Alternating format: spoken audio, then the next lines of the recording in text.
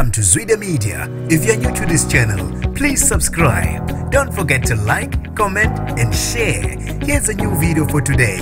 Enjoy. Uphenduka indaba zekwayo umncwabo kaTsekedi Pitso obengusomabhizinisi aphinda abe yilungu le-UDM. Sanibonani nginibingelele ngiphinde nginamukele kuphi nakuphi iline kulo khona le video. Kanti ke mangoqala isijonele likhasi igama lami ngusibonga konke wakantwana bafethu. Ngithemba ukuthi bonke abantu baphilile futhi baphephile kule 21 days of lockdown. Kanti ke ngizokhuluma ngazo namhlanje ezingajwayelekile la umncwabo ophenduke khona umcimbi washiya abantu abaningi bemangele futhi bebambe ongezansi bebona into engajwayelekile ukwenza emncwabeni. Sizokukhumbula ke noma siyazi ukuthi sikwi 21 days of lockdown kanti ke ifocus abantu abaningi focus kuyo lolubhubhane sisabhekene nalo lamanje. Kanti ke umncwabo wosomabhizinisi ongasekho emhlabeni yena uTsekedi Pitso ube usuthatha abantu abaningi noma iattention yabantu abaningi ngokuthi kwenzeke into engajwayelekile ebonakala efihlwa ngemonto euhlobo lweMercedes. Kanti ke kuthiwa wacela saphila ukuthi mhla edlula emhlabeni uyafisa ukuthi yena angcwatshe ngayo le monto yakhe nangampela ke kuye ngawo amagama akhe.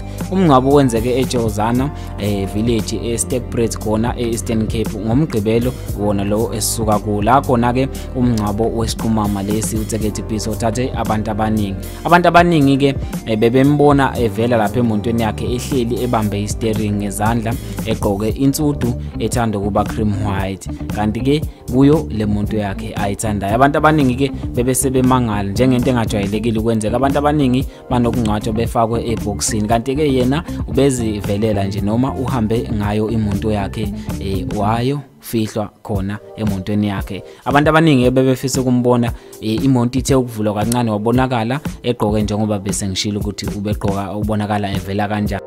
Kanti ke mangihlabela phambili kubuye inhlase ethemba ngecala lo wayengunozinto weOrlando Pirates kanye nebafana uSenzo Meyiwe sekuphele iminyaka eminingi icala lakhe lingaqhubekeli phambili futhi ke kungekho kwenzakalayo. Nomndeni wakhe bulokhu khale njalo nobaba wakhe waze kwafika isigaba sokuthi adlule emhlabeni kungekho okwenzakalayo kungushintsho belokho bethi bayafisa ukuthi kwenzeke ubulungiswa ngalo locala. Kanti ke inhlangano emele umphakathi Afri Forum ithi ke ayisafuna ukukhuluma kakhulu ngaleli cala lika Meyiwe njengoba izinga lophenyo selusesigabeni esibucayi. Lokho kuvezwe ngo-Advocate Tiger Mamabolo osethimbeni labaphenyi ngaphansi kuka-Advocate Gerald Nel okungiyena ohola lolu phenyo. U-Advocate Mamabolo uveze ukuthi ngendlela uphenyo selusesigabeni esibucayi ngakhona akafuni noma akavumelekile ukuthi engaphumela emphakathini ukuthi asho ukuthi ikuphi okwenzakalayo njengamanje. Kodwa ke bona bayasho ukuthi izinto ziya ngokuya ziyaqonda. Bathi ke abantu abalindele ukuthi mase kuyisikhathi esifanele bazokhona ukubuya emphakathini besho ukuthi